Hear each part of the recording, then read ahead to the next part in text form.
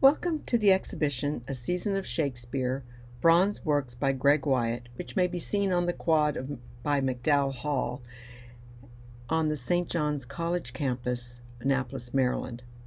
Our new season will feature this opening exhibition followed by online exhibitions due to construction on Mellon Hall, the building in which we are housed. I'm Lucinda Edinburgh, and I'm the art educator for the Mitchell Gallery and interim director, and welcome you to this exciting exhibition.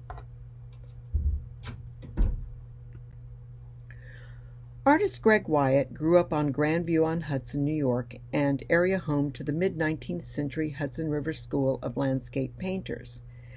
These painters have been a major influence in Wyatt's art. His father, William Stanley Wyatt, was a painter and professor of fine arts at Columbia University and the City College of the City University of New York.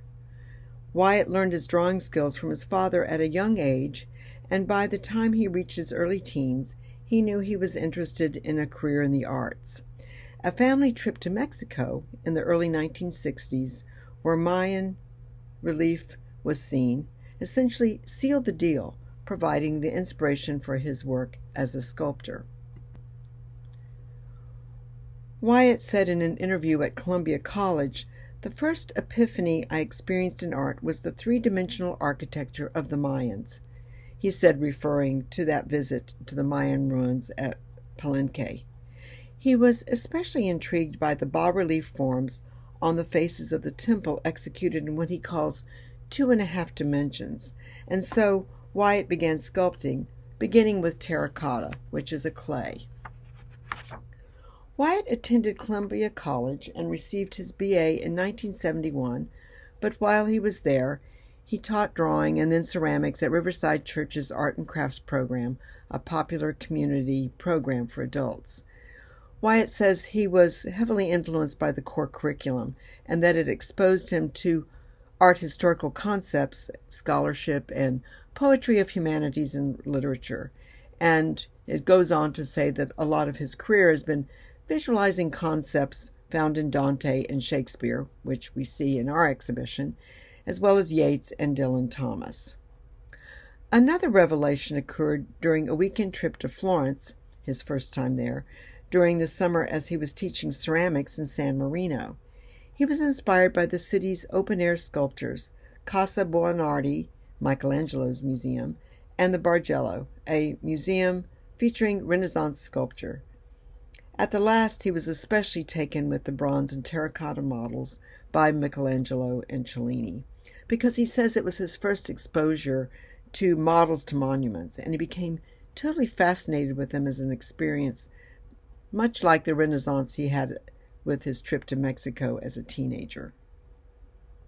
Wyatt earned his MA at Columbia University, Teachers College in Ceramic Arts in 1974, and became a candidate for a doctorate in art education. He is the artist in residence at St. John the Divine in New York City, and he continues to teach at the Art Students League, offer workshops, and mentor other artists. Bronze has been Wyatt's primary medium of artistic expression. He begins his sculptures with 9 to 12-inch models in terracotta, or plasticine, which is an oily modeling clay. Then he mixes up dry plaster with water and coats the sculpture, marking it off in sections, and then it's allowed to dry. Once the plaster is dry, then wedges are placed in between the sections so they can be carefully removed from the clay model. This is a very detailed process, and I'm not going into all the steps, but to say that the model gets destroyed in the process and a series of positive and negative shapes are created until the bronze is poured into the molds with the wax model.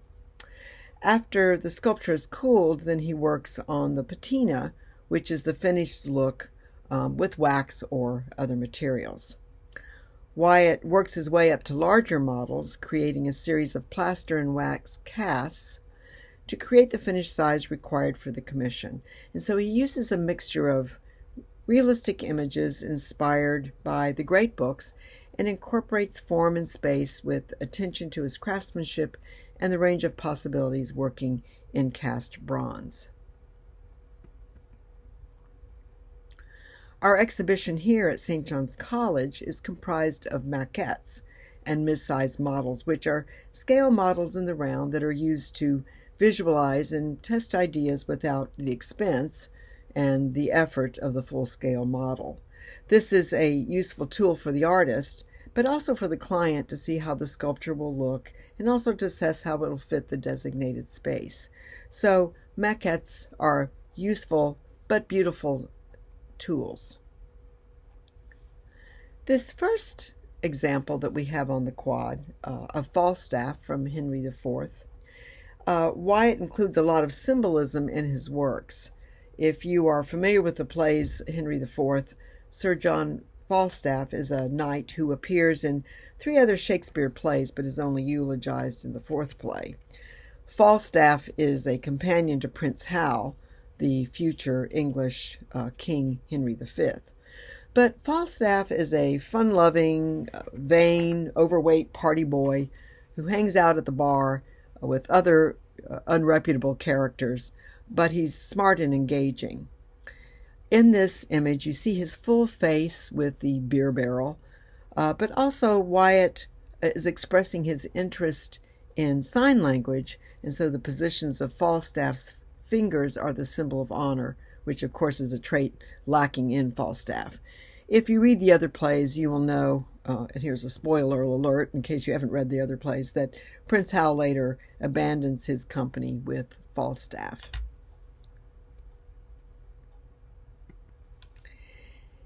In this image, you see Macbeth. This photograph is actually taken up on Hudson-on-Hastings at the studio.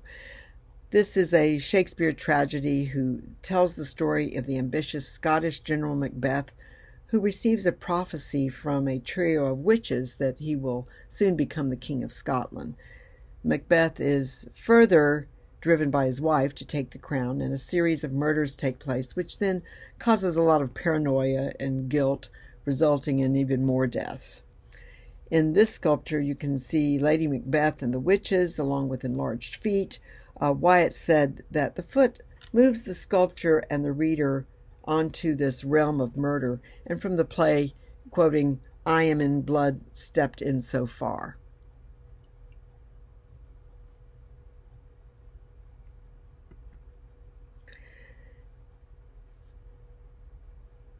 And you see an image here of the torture of Macbeth in his face.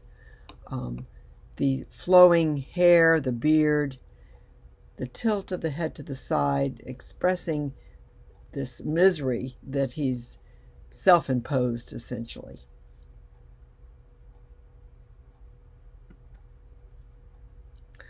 We have an image here of Julius Caesar.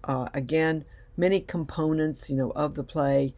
Brutus actually has the most dialogue in the play, and Caesar, of course, is killed so that he does become a dictator, and there's a kind of a justice that the Roman people are trying to justify. This sculpture of Twelfth Night, again a bronze maquette, this sculpture depicts the play written for the Twelfth Night holiday after Christmas.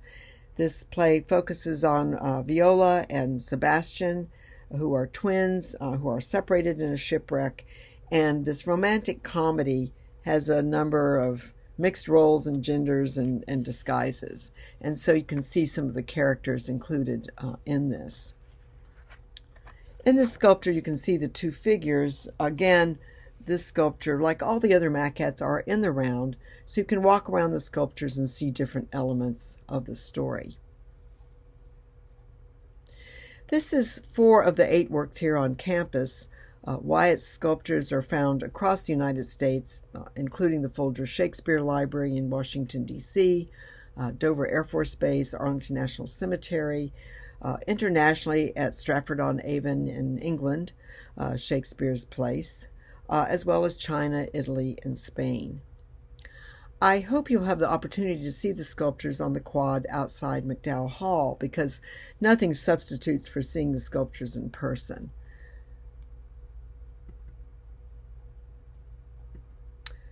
The sculptures are open to the public. Parking may be found on College Avenue and St. John Street, and the Maryland State Parking Garage located on St. John Street is free and open to the public after 6 p.m. Monday through Friday and all day Saturday and Sunday. Unfortunately, due to COVID, the buildings are closed to the public. Our next exhibition, Winslow Homer, A View from the Shore, will open online October 15th, 2021. That exhibition is courtesy of Syracuse University Art Museum and is curated by Andrew Saluti, their associate director. We have many thanks to Greg Wyatt and the Newington Cropsey Foundation for making this exhibition possible, and we also thank our Mitchell Gallery board members and membership for their support. Thank you and enjoy these sculptures.